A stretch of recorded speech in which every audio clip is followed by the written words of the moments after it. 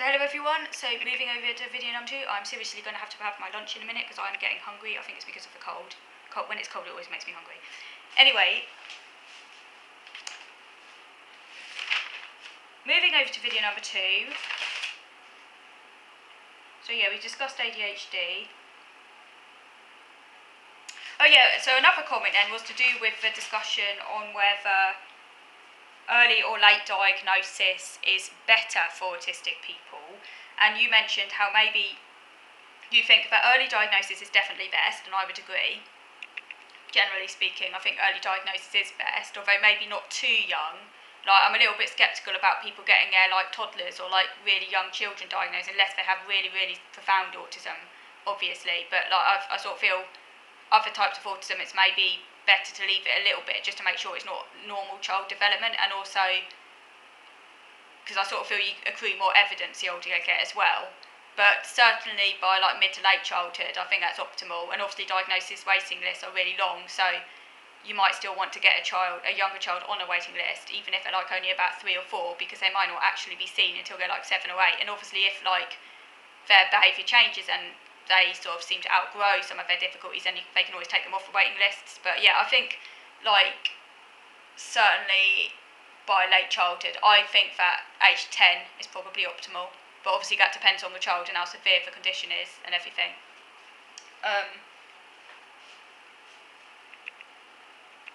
But yeah, so early diagnosis is definitely best, but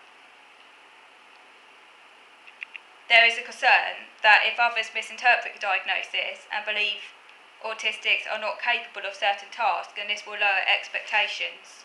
So that's to do with this idea that, say, if someone's given the diagnosis of autism, people could become consumed by stereotypes, and that could affect how others interact. That's definitely a concern, and I definitely agree with you that can happen.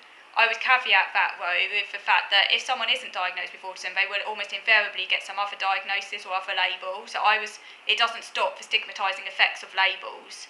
It just means that you might be diagnosed or labelled with something that is less appropriate or that is even more stigmatising. So I was given an unofficial diagnosis of special educational needs that I've talked about, and so which is actually a really not very nice label.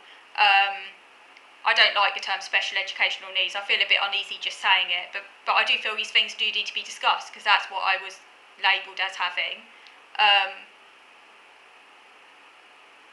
And I knew about that label from about the age of 9 or 10. It made me feel like I've got something wrong with me, but not in a nice way. I was told I had a disability, which confused me because I thought disabilities meant you couldn't walk and stuff, because that's often the understanding of disability, isn't it? Particularly for children, they don't understand it can also be to do with learning and other things.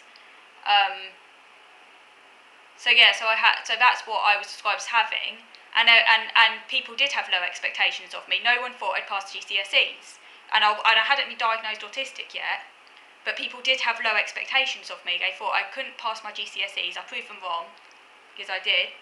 Although admittedly with a lot of parental help, and I feel if I was in a family where that help wasn't there, I wouldn't have passed my GCSEs. I was lucky that I was in a family that was very educated and able to basically, I know you shouldn't admit this, but yeah, do my coursework for me, and I could then rely on my really good rote memory to essentially memorise essays and other things by rote, and also my parents wrote essays that again memorised by rote because my dad was a teacher. Without that intensive support from them, I wouldn't have passed. But anyway, the fact of the matter is I did go and get my GCSEs, and I passed all of them apart from maths, for obvious reasons because I have dyscalculia, absolute crap at maths, so that wasn't going to happen. But yeah, I passed all of them, but again it was only because my parents helped me so much, otherwise I wouldn't, because I did really struggle with subjects such as English in particular, but my dad being an English teacher massively helped me with that, with metaphor and everything, for things I struggle with like innuendo and all that, which now I'm a lot better at because my dad helped me so much. So yeah, so all I'm saying is that I agree with you, but I would say that this low expectation thing can also happen even if someone doesn't yet have a diagnosis of autism, because particularly if they're quite got quite severe issues, they will almost invariably be given some other label, which can also be. So I don't think it necessarily mitigates against that, is what I'm saying. But yeah, we certainly need to be careful about applying any label and the repercussions that can have, but I think a right label is really important, and I definitely agree that being diagnosed autistic early is better than not, all in all, if we're going to weigh it up. I think I would definitely be more secure in myself if I'd received that earlier diagnosis, but I don't know how much other things would have changed. But particularly as I've heard from other people who are diagnosed young, it doesn't necessarily mean you get all the support you need. But without a diagnosis, you definitely won't get the right support you need. So that's that one. The other one on the issue around... I'll just cover the one on sensory, because there is another comment I want to talk about on relationships, but I want to do the one on sensory in this video first, so we'll come back to that maybe in another video actually. So one of you was saying that as a child you had sensory aversion to lights, especially lights in the classroom. I can relate to that. I do remember when I was at school and they used to have those really bright lights on in the classroom, usually on obviously darker days, like when all the lights were on. I always found it really hard to concentrate.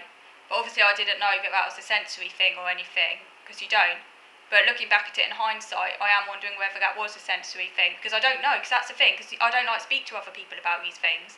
But I definitely remember finding it really hard to concentrate when the lights were on and how bright they were.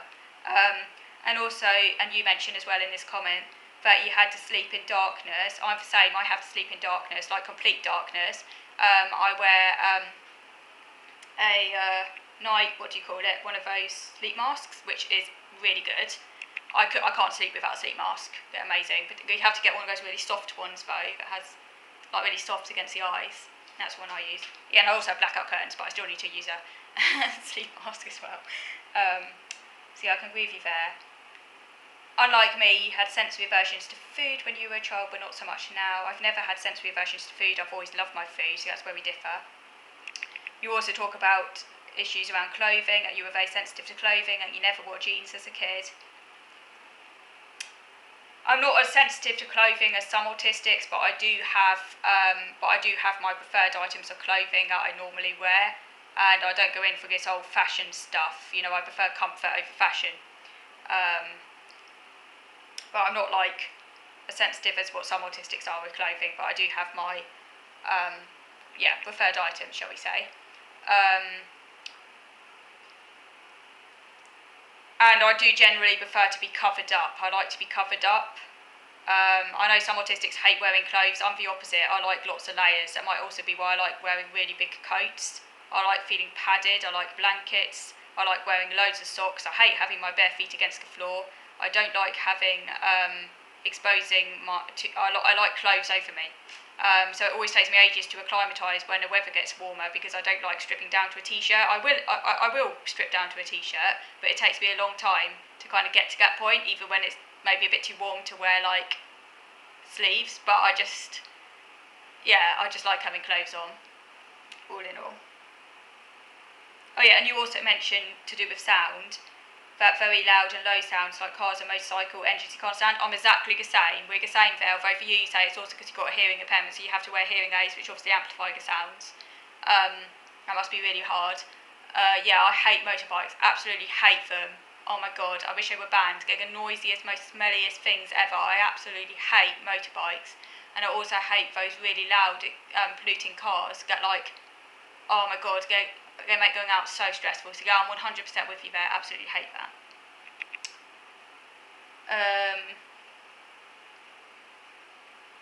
Someone asked me a question around parasocial relations. I don't really know what you mean by that. Do you mean like relationships that aren't conventional social?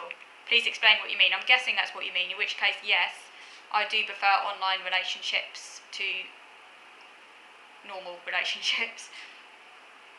Another one of you talks about the NDM narrative, that women are misdiagnosed bipolar and must really be autistic, and that this is harmful because the autism diagnosis is now used as social clout, and many of these women might actually be bipolar but prefer the label of autism, or they self-diagnose themselves as autistic when they're actually bipolar, and then stop their meds and stuff. And you say that you personally have bipolar type 1 and you also have PTSD, and the main expression of that is avoidance and shutdowns.